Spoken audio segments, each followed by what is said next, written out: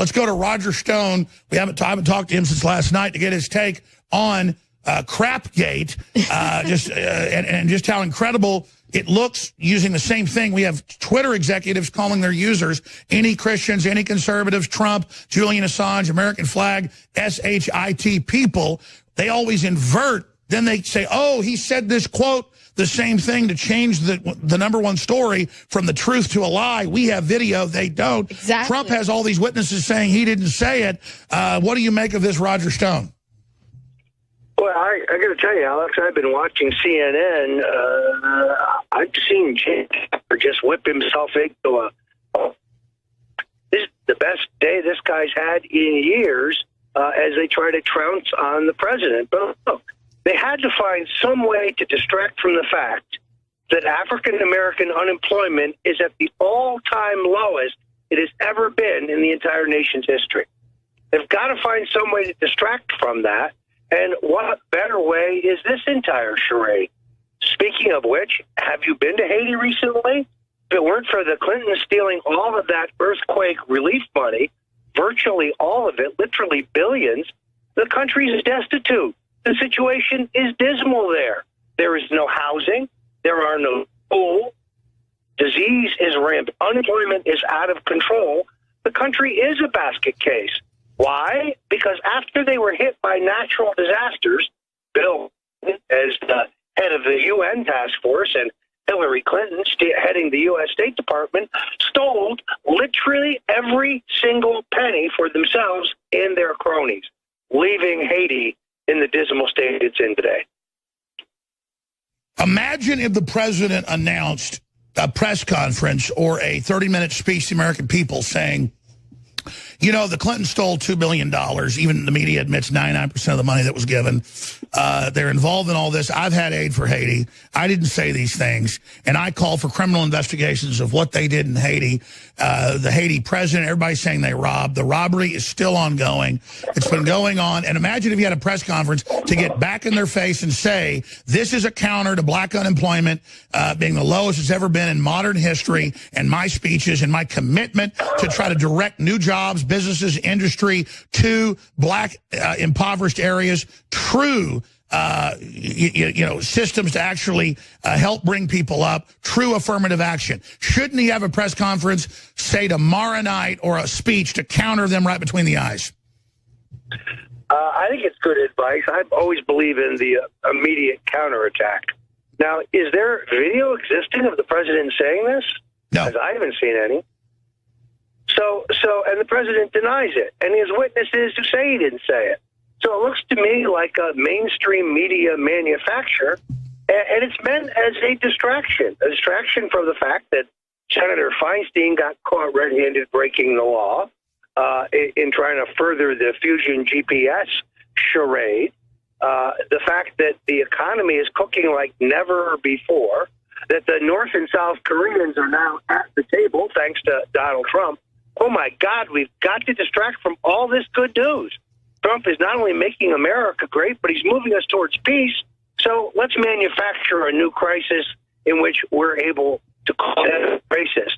Exactly. Roger, it does make sense that this could just be more fake news, because we even saw that the fake news media edited up a clip from that DACA meeting saying that Trump was going back on his DACA campaign promises, which we all know, if you watch the entire meeting, it's far from the truth, and they remove crucial points there. So it's very likely that this is not true, and Trump denying it makes it even more so. Well, you've got some great points you're going to make right when we come back, but exactly. They lie at every angle. They tell supporters he's going to totally say 50 million can come here. You can be 80 years old from another country, you can come here. And then he didn't do that. And they hit the other side and go, oh, he's going to kill all the Mexicans. And then they go, oh, and he hates black people. And they go, oh, see, he's going to sell us out on DACA. Oh, he didn't do DACA. They lie at every level. It's just like total lies, total fraud. We're going to talk about that with Roger Stone, Millie Weaver, and more straight ahead, Infowars.com. So, Spinal Tap, makes a joke about their hellhole countries like North Korea or Venezuela. I mean, countries that don't have running water and have sewage running down the streets. That's how people do it. You just crap into the street. That's where the term SHIT, hole, comes from. But the president says he hasn't said it. You've got these witnesses saying he hasn't said it. I want to know why the Oxford Dictionary says that they should be shut down and arrested because language is evil. Roger Stone riding shotgun with us. Rob Dew coming up. Millie Weaver, you've got a bunch of points to make, and I want to get Roger's take on what Trump needs to do about this, because you can't sit there while the Washington Post and Jeff Bezos, the richest man in the world from slave labor and government kickbacks, does this. It's time to break his ass right now in his monopoly and take away his the $1.48 he gets on every package.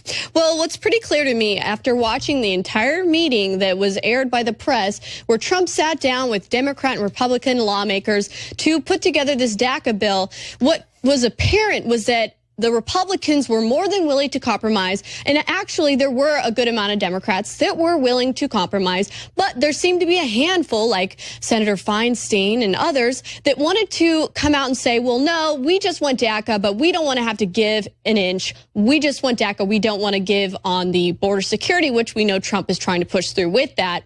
And so what I feel is that Trump made statements on Twitter that they put forward a really bad offer, which most likely we can assume he rejected. And this is the Democrats' way of throwing a hissy fit. Throwing a fit saying, look, the DACA thing isn't going to go through because Trump's a racist, not because we aren't willing to compromise. And that is exactly what they're trying to do here. Yeah, so they just cooked it up and made it up. Exactly. And he's got to just counter that. Roger Stone, I mean, what does Trump need to do right now?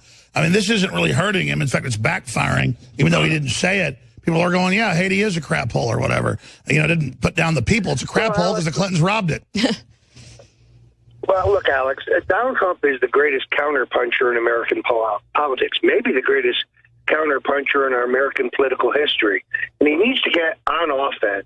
This is obviously a calculated distraction from the fact that he's succeeding across the board. Record stock market, unemployment at all-time lows. African-American unemployment at the all-time low.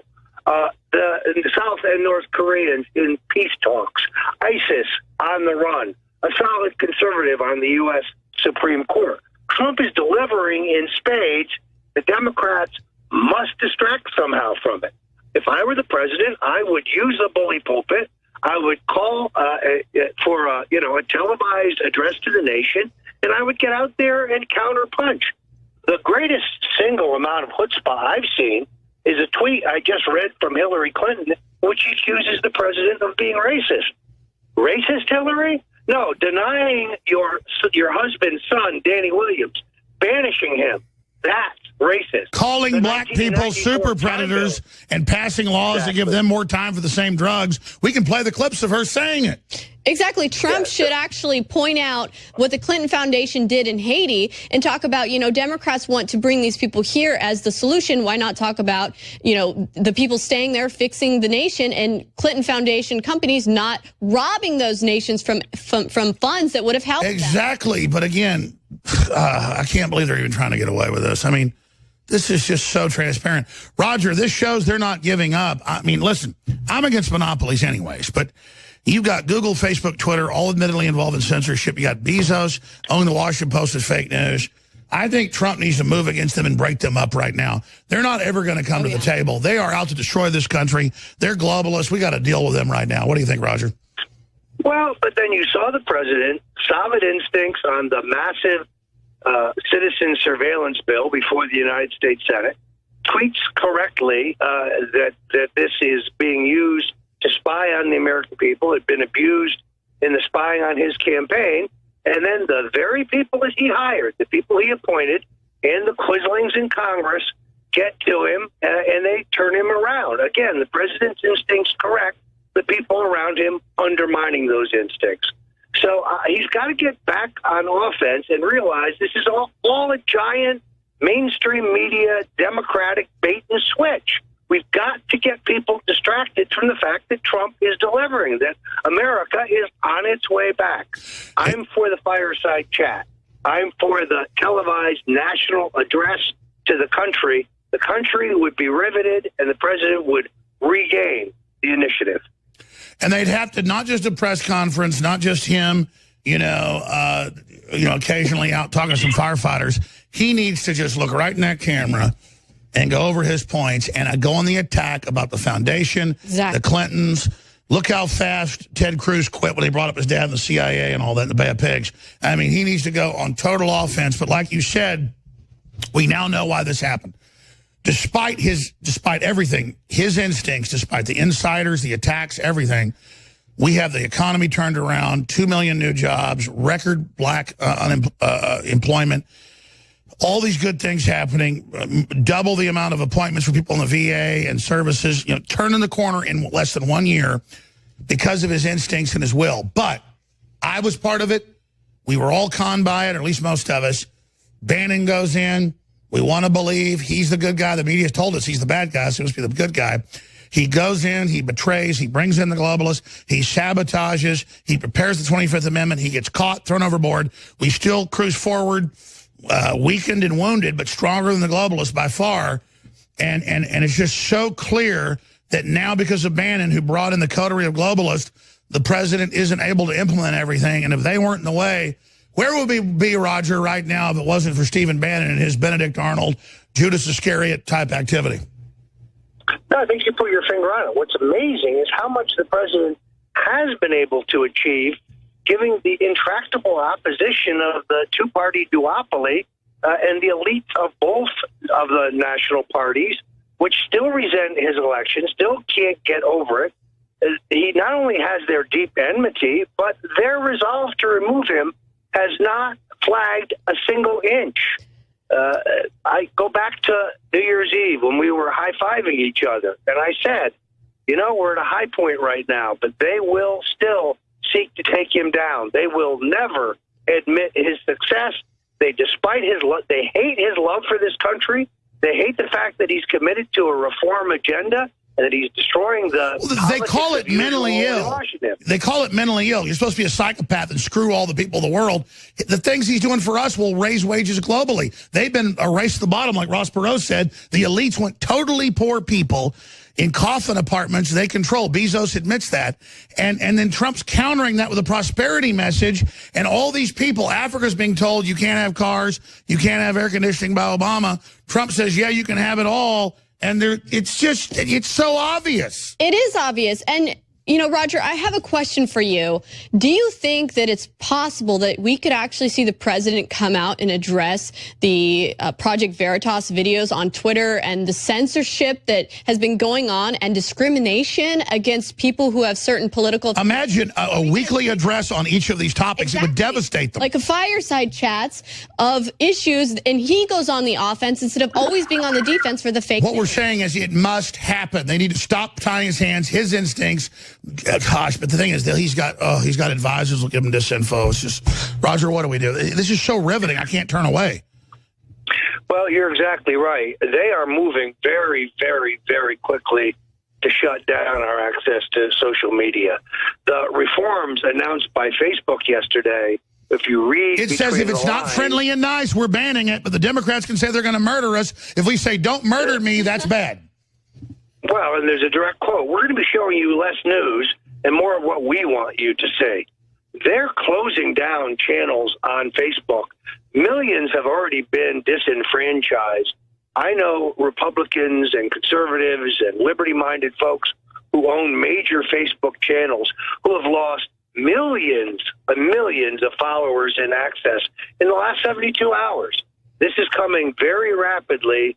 The president crows about his prowess on social media, but he has to come to grips with the fact that they are moving aggressively to shut him down. By the way, the Communist Chinese 2 years ago announced this, where if you don't support their system, they're going to downgrade you on their own social media. And now they're showing you going, be positive, go along, shut up, and we'll make you big. If you don't, you're gone. But then by the time they've got everybody, they shut that down too. Now is the time. Our country has never been more divided now that we have social media. If you really think about it, it's because we have these... Oh, it was designed for a globalist takeover. We used it to defeat them. They're trying to create a civil war. They're trying to create division. And then when you have Democrats out there in the media saying, oh, we're going to punch the president. Oh, president is racist without any... Sitting governor of Virginia. Exactly. But then he can say that. That can be on Twitter, Google, and Facebook. We just can't say that's wrong. That's not coming together in the little cult with the trendy, so that can't be heard. No, we're just going to call for Scalise's death and Trump's death, and you're going to sit there and take it. I want to come back with both of you after the 70-second break and recap this, Millie, because this is it. This is the fight. You want to defend the Republic. Trump was only the beachhead. You have to hand spread the live links. You've got to absolutely support these transmissions or they're going to win. And then Katie bar the door.